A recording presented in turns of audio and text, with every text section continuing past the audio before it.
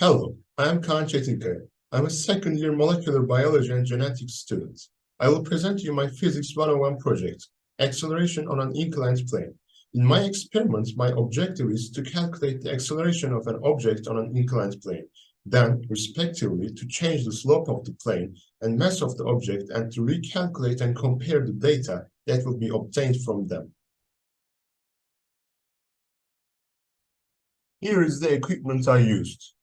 An inclined plane, 3 wooden objects with different masses, a ruler, and a chronometer. On part A, in order to find the correlation between angle and acceleration, I used the lightest object and the inclined plane, which is 98 centimeters long.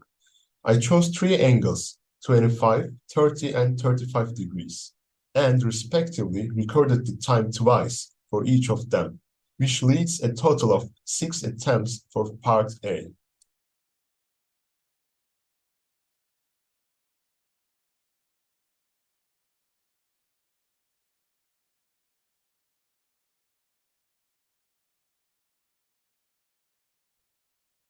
On part B, I aimed to find the correlation between mass of the object and its acceleration on an inclined plane. To do that, I used 2 more wooden objects with different masses and applied each of them the same procedure I applied in part A. Here are the photos of me doing part B. Each photo represents an attempt, just like in part A.